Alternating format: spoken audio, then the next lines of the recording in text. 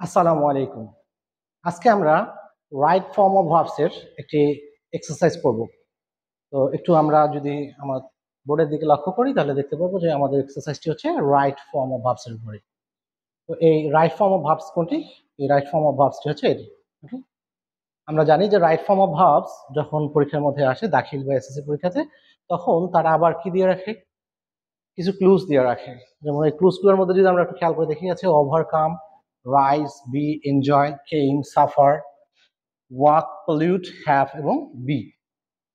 আর একটু যদি আমরা খেয়াল করে দেখি যে এগুলো আসছিল কোথায় কোথায়, তো আমরা যদি একটু দেখি তাহলে দেখবো যে এটা দাখিল এক্সামিনেশন 2017, 2018, 2020 এবং 2023 সালে এসেছিল। পাশাপাশি কুমিল্লা বোর্ডে 2015 সালে এসেছে। তো এটা আমরা প্রত্যেকটা ব্লাঙ্ক সহ পড়ার সময় আমরা রুল সহ একটু জানার চেষ্টা করব। তার আগে স্মরণ করে দিতে চাই যে শব্দগুলোর অর্থ আমরা জানি কিনা। অবশ্যই শব্দের অর্থ তো জানতেই হবে, পাশাপাশি রুলস জানতে হবে। শব্দের অর্থ না জানলে শুধু রুলস দিয়ে সমাধান করা সম্ভব না। তাহলে আমরা একটু সমাধান করার চেষ্টা করি। তো আমরা যদি ফার্স্ট ব্লাঙ্কসটা একটু খেয়াল করে দেখি, আছে there blanks different kinds of exercises.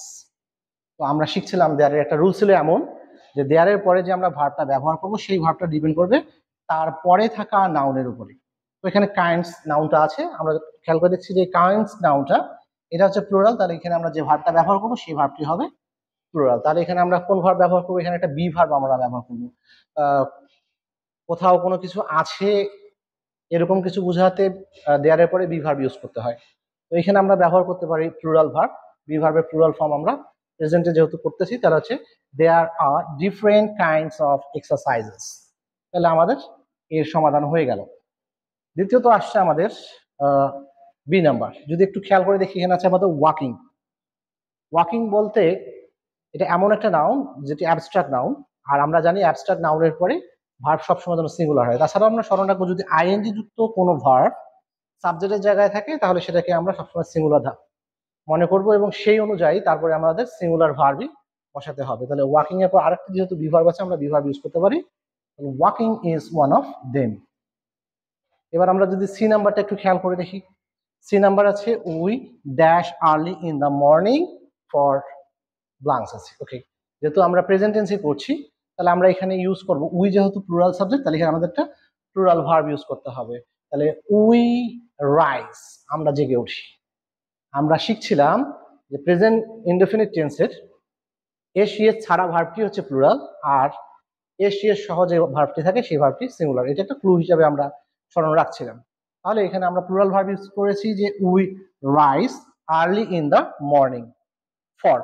তো ফর একটা প্রেপোজিশন, আমরা এমন রুলস পড়ছিলাম যে প্রেপোজিশন টু এবং ইনটু বাদ দিয়ে বাকি যে কোনো প্রেপোজিশনের পরে ভার্বের সাথে আইএনজি যুক্ত করতে হয়। সেক্ষেত্রে আমরা এই যে ব্লাঙ্কসটি আছে এই ব্লাঙ্কসের মধ্যে আমরা আইএনজি যুক্ত শব্দ ইউজ করবো। তো আইএনজি যুক্ত কি ভার্ব আমরা এখানে ব্যবহার করছি? এনজয়িং। এনজয় ছিল আমাদের ব্র্যাকেটের মধ্যে, এই বক্সের মধ্যে আমরা এখানে ইউজ করছি আমরা এনজয়িং। তাহলে for enjoying a morning walk. তারপরে যদি আমরা ই নাম্বারটা একটু খেয়াল করে দেখি, ই নাম্বার হচ্ছে ওয়াইল আছে। ওয়াইলের পরে আমাদের একটা ব্লাঙ্কস আছে। তো এই ব্লাঙ্কসের ক্ষেত্রে একটু স্মরণ রাখতে হবে যে ওয়াইলের পরে যদি ভার্ব আসে সেই ভার্বের সাথে আমরা আইএনজি যুক্ত করবো। আবার শিখছিলাম যদি ওয়াইলের পরে সাবজেক্ট থাকতো তাহলে এটা আমরা পাস্ট কন্টিনিউয়াস টেন্সে লিখতাম। তো যেহেতু এখানে সাবজেক্ট নাই তাহলে আমরা শুধু ভার্বের সাথে আইএনজি যুক্ত করবো। তাহলে আইএনজি যুক্ত ভার্ব কি ইউজ করলাম আমরা? Walking. while walking in the morning we can হচ্ছে একটা মোডাল অক্সিলারি। আর আমরা জানি মোডাল অক্সিলারির পরে যে ভার্বটা আমরা ব্যবহার করব সেই ভার্বটা হবে ভার্বের বেস ফর্ম। তাহলে আমরা একটা ভার্ব ইউজ করি এখানে, we can enjoy fresh air. এটা আমরা ভার্বের বেস ফর্ম ইউজ করছি। তারপর আছে bird in the towns and সিটিজ air is being dash.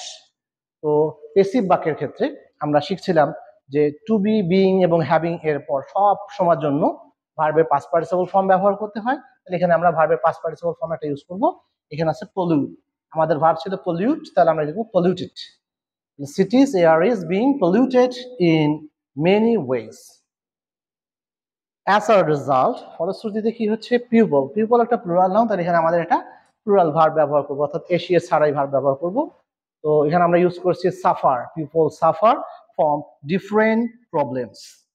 Two, to এর পরে সর্বদা এই ভার্বের বেস ফর্ম ব্যবহার করি আমরা। তাহলে টু এখানে একটা বেস ফর্ম যদি ইউজ করি, আমরা দেখলাম এখানে আমরা ইউজ করছি overcome. To overcome this problem people and government should একটা মুড অক্সিলারি, তাহলে এই মুড অক্সিলারি পরে আমরা যে ভার্বটা ব্যবহার করবো ভার্বের বেস ফর্ম দিয়ে দেবো, তাহলে শুড কাম ফরওয়ার্ড। তো আশা করছি যদি আমরা এইভাবে যদি এক্সারসাইজগুলো একটু করার চেষ্টা করি, সেই সাথে যদি প্রত্যেকটি এক্সারসাইজের আমরা ব্যাখ্যা করি, তাহলে আমাদের জন্য রাইট ফর্ম অফ ভার্বস খুব সহজ হবে এবং সেক্ষেত্রে ভালো মার্কস সংগ্রহ করাও খুব সহজ হয়ে যাবে। আর যারা এখনো আমার ইউটিউব চ্যানেলটি সাবস্ক্রাইব করেনি, তাদেরকে অনুরোধ করব তারা আমার ইউটিউব চ্যানেলটি সাবস্ক্রাইব করবেন আর ভিডিওটা শেয়ার করবেন। Thank you.